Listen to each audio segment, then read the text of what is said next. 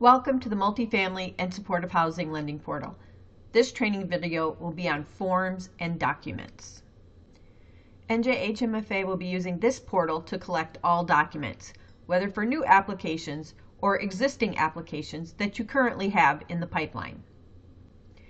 To get to see your forms and documents, you must first select an application to work on. In the upper left-hand corner, choose Manage Applications. I'm going to choose this application by entering in my project number and then selecting the entry. This will bring me to the project details page where I can see both my forms and my documents options for this project.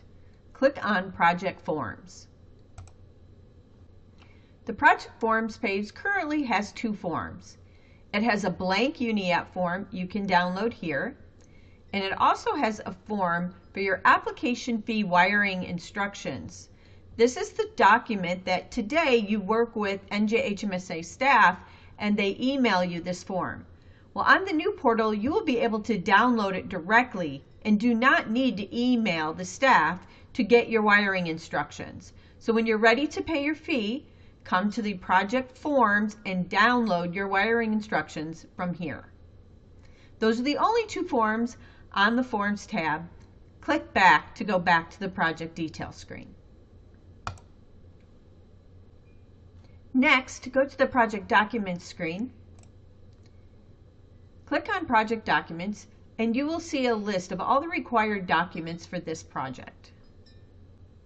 Each document in the list has a name, and it also has a download option and an upload button.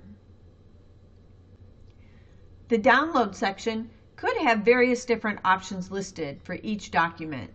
Latest means download the latest version of the document I have selected. No documents means that I have not uploaded any documents into this document type. So please use your upload button to populate this document requirement. Where you see the older link, this indicates that there are several documents, but they all belong to this document type. So resumes for sponsors could have more than one document. So if I click on my older, I can actually see all the ones that I have submitted under this doc type. We have several categories or document types that work this way, where we're expecting multiple resumes of sponsors if they have them. So if we go on down to look at financing commitments, those work the same way. We're expecting multiple financing commitments to be uploaded here, and yes, it is okay to put them in the same doc type. And then you will see an older link where then you can look and see which ones you've uploaded and which ones you still need to. And again, always remember, I'm going to scroll back up on this screen to check all my programs and product funding. In this case, I don't have any additional funding over here. All I have is my documents under my selected project type. But there could be other bubbles to the right if I had special needs funding or other programs that would also have their own list of application documents, commitment documents, loan closing documents. So make sure you're covering the entire screen when you upload and download, and you're clicking in all those different document types. If a document type is labeled if applicable, then we don't expect it on every single project. You can use that document type if it's applicable to your project, and if not, you can skip it. You will also see an option to add a page immediately after you've uploaded a document. This Add a Page button will briefly appear for a little bit of time when you upload a document in case you need to append this document with another document. So once I've uploaded a document, if I hit Add a Page, might as well append that original document with an extra page. Sometimes this is necessary if you have the document broken up into several documents that you need to submit as one congruent PDF to the agency. Once you have all of your documents accounted for, you can hit the back button and it'll take you back to project details. Or if I go to my home button, it'll go all the way back to my home screen. I have one more example of a project document feature I'd like to point out. If I go back to my Manage Applications and I look for a different project this time, this one is in the recommitment status, so much farther down the road than application.